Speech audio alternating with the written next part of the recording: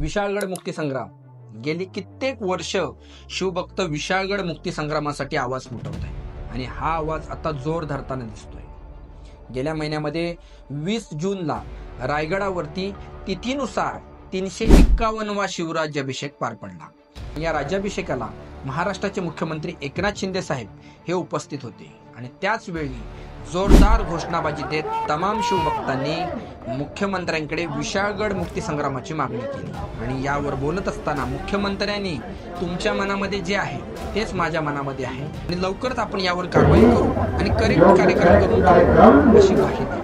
आणि एकच घोषणांचा पाऊस पडला.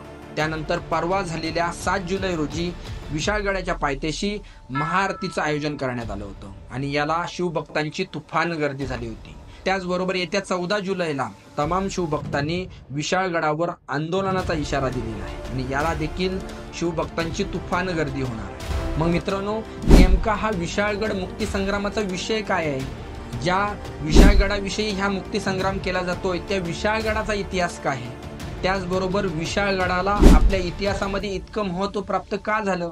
छत्रपती शिवाजी महाराज आणि विशाळगड यांचं नातं काय आहे? आणि विशाळगड मुक्ती संग्रामाच्या माध्यमातून जे अतिक्रमण आणि दर्गा हटवण्याची मागणी होते त्या दर्ग्याचा नेमका इतिहास काय आहे हेच जाणून घेणार आहोत आपण या व्हिडिओच्या माध्यमातून. मित्रांनो नमस्कार, मी सुमित गुरव आणि तुमचं स्वागत आहे आपल्या युट्यूब चॅनलमध्ये. तर मित्रांनो, व्हिडिओमध्ये प्रथम आपण जाणून घेणार आहोत की या आपल्या विशाळगडाचा नेमका इतिहास काय, हा गड कुणी बांधला, यावर कोणाकोणाची सत्ता होती आणि आपल्या स्वराज्यामध्ये हा गड कसा सामील झाला. तर मित्रांनो, इसवी सन 1058 साली शिलाहार शासक मारसिंह यांनी हा किल्ला बांधला आणि त्याचं नाव ठेवलं खिलगिल. त्याच्यानंतर 1190च्या आसपास दुसरा भोज यांनी आपली राजधानी कोल्हापूरवरून पन्हाळ्याला हलवली आणि घाट मार्गांचं रक्षण करण्यासाठी हा किल्ला आपल्या ताब्यामध्ये घेतला. आणि त्याच्यानंतर 1209ला हा किल्ला भोजांकडून यादवांच्या ताब्यामध्ये गेला. 1309 मध्ये यावर खिलजीची सत्ता आली. त्याच्यानंतर पुढे जाऊन बहमनींची सत्ता या किल्ल्यावरती आली. आता ह्या बहमनींच्या सत्तेचा आणि ह्या काळाचा आणि आता असलेल्या दर्ग्याचा संबंध आहे. त्याच्यानंतर ह्या काळाच्या नंतर ह्या गडावरती आदिलशाहीची सत्ता आली आणि त्याच्या पुढे जाऊन 1659ला छत्रपती शिवाजी महाराजांनी हा किल्ला जिंकून घेतला आणि या किल्ल्याचं नाव विशाळगड असं ठेवलं. आता हा किल्ल्याचं नाव विशाळगड ठेवण्याच्या अगोदर ह्या किल्ल्याला अनेक नावं होती. त्यामध्ये पहिलं नाव होतं खिलगिल होतं, त्याच्यानंतर किशीगिला, भोजगड, त्याच्यानंतर खेळणा आणि त्याच्यानंतर महाराजांनी ह्याचं नाव विशाळगड असं ठेवलं. आणि त्याच्यानंतर बरीच वर्ष हा किल्ला स्वराज्यामध्ये होता आणि पुढे जाऊन 1844 मध्ये इंग्रजांनी हा किल्ला जिंकून घेतला. तर हा झाला विशाळगडाचा इतिहास.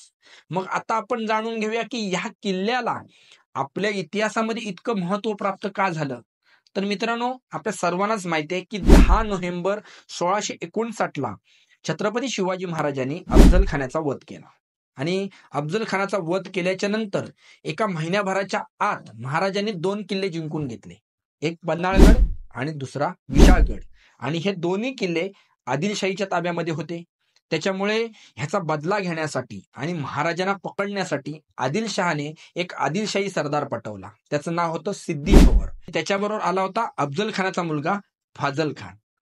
आता महाराज त्यावेळी पन्हाळगडावरती होते. मग पन्हाळगडावर महाराज असल्याच्यामुळे या सिद्दी जोहरने पन्हाळगडाला वेढा दिला आणि पन्हाळगडावर जाणारे सर्व रसदीचे मार्ग बंद करून टाकले. आता महाराज पन्हाळगडावर अडकले. आता इथून बाहेर पडणं सोपं नव्हतं, कारण का बाहेरून अगदी अजगरासारखा विळका या सिद्दी जोहरने घातला होता. सर्वांना वाटत होतं की पुढे जाऊन आता उन्हाळा आहे, पुढे जाऊन 1-2 महिन्याने पावसाळा येईल. पावसाळा आल्याच्या नंतर सह्याद्रीमध्ये तुफान मुसळधार पाऊस होतो आणि या पावसाळ्यामध्ये सिद्धीचा वेढा थोडा ढिला पडेल आणि त्यातून आपण बाहेर पडू. परंतु असं झालं नाही आणि सिद्धीने पावसाळ्यामध्ये अजून वेढा घट्ट केला. त्याच्यामुळे रसद कापली गेलेली होती आणि रसद हळूहळू संपत चालली होती. त्याच्यामुळे महाराजांनी पुढे जाऊन गड सोडण्याचा निर्णय घेतला आणि 12 जुलै 1660 रोजी महाराजांनी 600 मावळ्यांसह पन्हाळगड सोडण्याचा आणि विशाळगड जवळ करण्याचा निर्णय घेतला. आता यातून पुढे लाख मेले तरी चालतील, परंतु लाखाचा पोशिंदा वाचला पाहिजे या संकल्पनेतून महाराजांना वाचवण्यासाठी पहिल्यांदा शिवा काशीद आणि पुढे जाऊन पावनखिंडीमध्ये बाजीप्रभू देशपांडे, फुलाजी काका आणि 300 मावळ्यांनी दिलेल्या बलिदानाने घोडखिंड पावनखिंड कशी झाली हे आपण सारे जाणतोच. महाराज सुखरूप विशाळगडावरती पोचले, स्वराज्य वाचले. स्वराज्यावरती बाका प्रसंग असताना ज्या किल्ल्यानं शिवरायांना साथ दिली तो किल्ला म्हणजे विशाळगड. महाराजांनी पुढे जाऊन विशाळगडावरती खूप सारा खर्च करून विशाळगड मजबूत करून घेतला. महाराजांच्या नंतर संभाजी महाराजांचं देखील बराच काळ या विशाळगडावर वास्तव्य होतं. या विशाळगडावरूनच रायगडावर जात असताना पंद फितुरीच्यामुळे छत्रपती संभाजी महाराज संगमेश्वर मध्ये पकडले गेले. संभाजी महाराजांच्या नंतर राजाराम महाराजांच्या काळात विशाळगड हालचालींचे मुख्य केंद्र बनला होता. त्याचबरोबर रामचंद्र पंत अमात्य यांनी विशाळगड हे आपलं मुख्य ठाणे केल्याच्यामुळे विशाळगडाला राजधानीचं स्वरूप प्राप्त झालं होतं.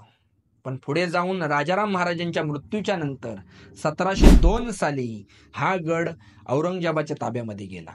परंतु बरोबर 5 वर्षांनी 1707 मध्ये ताराराणींनी हा गड पुन्हा जिंकून घेऊन स्वराज्यामध्ये सामील केला. त्याच्यामुळे या विशाळगडाला आपल्या इतिहासामध्ये खूप सारं महत्व आहे. मग मित्रांनो, आता आपण जाणून घेऊया की ह्या विशाळगड मुक्ती संग्रामाची मागणी काय होते आणि वादाचा विषय असलेल्या दर्ग्याचा नेमका इतिहास काय. मित्रांनो, ह्या दर्ग्याचा इतिहास जाणून घेण्यासाठी आपल्याला पुन्हा एकदा मागे जावं लागेल. मित्रांनो, आपण व्हिडिओच्या सुरुवातीलाच बघितलं की विशाळगड हा किल्ला इसवी सन 1058 साली शिलाहार शासक मारसिंह यांनी बांधला होता. त्याच्यानंतर भोज, यादव अशा अनेक जणांची सत्ता आली. परंतु त्याच्यानंतर काही काळ स्थानिक शासक शंकरराव मोरे यांची यावर सत्ता होती. परंतु 1453 साली मुस्लिम राजवट असलेल्या बहमनी शासकाने त्यांचा सेनापती मलिक उतुजा याला कोकणातील किल्ले जिंकण्यासाठी पाठवलं. आता मग त्याने प्रथम शिर्क्यांचा प्रचितगड जिंकून घेतला आणि त्याने शिर्क्यांना धर्मांतर करण्याची अट घातली. परंतु शिर्क्यांनी चातुर्याने त्यालाच उलट अट घातली आणि त्याला सांगितलं की आम्ही धर्मांतर करतो, परंतु प्रथम तुम्ही माझा दुश्मन आणि खेळण्या किल्ल्याचा सरदार शंकरराव मोरे याचा पराभव करा, विशाळगड ताब्यात घ्या आणि त्याला धर्मांतरित करा, मग मी धर्मांतरित होतो आणि तुमची चाकरी करतो. आणि त्यासाठी विशाळगडाचा रस्ता दाखवण्याचंही शिर्क्यांनी मान्य केलं. आता इथे विशाळगडाचा आमिष दाखवल्याच्यामुळे हा मलिक उतुजार या गोष्टीला तयार झाला. त्याच्यानंतर शिर्के चातुर्याने या मलिक उतुजार आणि त्याच्या 7,000 सैन्याला सह्याद्रीच्या जंगलामध्ये घेऊन आले. आणि जसं हे सैन्य या सह्याद्रीच्या डोंगरामध्ये उतरलं तसं शिर्क्याने चातुर्याने शंकरराव मोरे यांच्याशी हात मिळवून करून यांच्याबरोबर युद्ध केलं आणि या युद्धामध्ये या मलिक उतुजार आणि त्याच्या 7,000 सैन्याचा पराभव केला. आता मग हे सगळं लक्षात ठेवून पुन्हा एकदा 1469 साली बहमनी शासकाने त्यांचा आणखी एक सेनापती विशाळगड जिंकण्यासाठी पाठवला आणि तो सेनापती होता मलिक रेहान. 6 वेळा प्रयत्न करूनही त्याला प्रथम किल्ला जिंकता आला नाही. परंतु 7व्या प्रयत्नामध्ये 90 दिवस निकराची लढाई करून त्याने हा किल्ला जिंकून घेतला. आणि हाच तो मलिक रेहान आहे ज्याच्या कबरीचं रूपांतर आज विशाळगडावरती एका मोठ्या दर्ग्यामध्ये झालेलं आहे. मग मित्रांनो, एक प्रश्न पडतो की आपल्या प्रदेशावर आक्रमण करणारा, हजारो आपल्या पूर्वजांच्या कत्तली करणारा, हजारो लोकांना हिंदू धर्मातून मुस्लिम धर्मात कन्वर्ट करणारा हिंदू मुस्लिम ऐक्याचं प्रतीक कसं काय होऊ शकतो. आज म्हणे अनेक हिंदू लोक या दर्ग्यावरती नवस करण्यासाठी जातात. परंतु एक प्रश्न पडतो की ज्या माणसाने तुमच्या पूर्वजांच्या कत्तली केल्या, तुमच्या पूर्वजांना धर्मांतरित केला, तो माणूस तुमच्या इच्छा कशा काय पूर्ण करू शकतो. परंतु काही मूर्ख लोक याचा विचार न करता आजही तिथे कोंबड्या आणि बकऱ्याचं मटण खाण्यासाठी जातात. आपल्या पूर्वजांनी हा गड राखण्यासाठी रक्त सांडलं, ह्या आक्रमणकारांच्या विरोधात लढा दिला आणि ज्याने आक्रमण केलं त्यांच्याच कबरीवरती आज तुम्ही डोकं टेकण्यासाठी आणि नवस करण्यासाठी जात असाल तर धन्य आहे तुमची. आज या विशाळगडाच्या दर्ग्याच्या भोवती प्रचंड मोठी वस्ती उभी राहते आणि या वस्तीच्या माध्यमातून गडावर प्रचंड प्रमाणात घाण केली जाते. गडावर कापल्या जाणाऱ्या कोंबड्या आणि बकऱ्यांच्या माध्यमातून संपूर्ण गडावर दुर्गंधी पसरलेली आहे. ज्या गडानं स्वराज्यावर बाका प्रसंग असताना स्वराज्याचा मालक वाचवला, त्या गडावर आलेली ही परिस्थिती आज बघवत नाही. आणि यासाठीच आहे विशाळगड मुक्ती संग्राम. आज म्हणे गड किल्ले पुरातत्व विभागाच्या ताब्यामध्ये आहेत आणि या गड किल्ल्यांवरती काही गोष्टी करायच्या झाल्या तर या पुरातत्व विभागाची परमिशन लागते.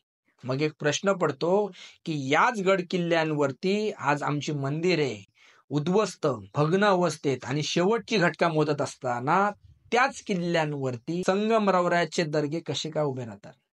आणि हे शक्य झालंय कारण का इतकी वर्ष शासन करणाऱ्या सरकारांनी मतांच्या राजकारणासाठी याला पाठिंबा दिला आणि याकडे जाणीवपूर्वक दुर्लक्ष केलं. पण मित्रांनो, हे आता चालणार नाही. विशाळगडाला मुक्ती दिल्याशिवाय आम्ही गप्प बसणार नाही. आणि आता स्वतःला हिंदुत्ववादी म्हणणारं सरकार सत्तेवरती आहे. आमची सरकारकडे एवढीच मागणी आहे की त्यांनी पुढाकार घेऊन या आमच्या विशाळगडाला मुक्ती मिळवून द्यावी. बाकी मित्रांनो, विशाळगड मुक्ती संग्रामाचा आपला आवाज असाच बुलंद करण्यासाठी प्रचंड संख्येने विशाळगड मुक्ती संग्रामामध्ये सहभागी व्हा. आई भवानी शक्ती दे, विशाळगडाला मुक्ती दे.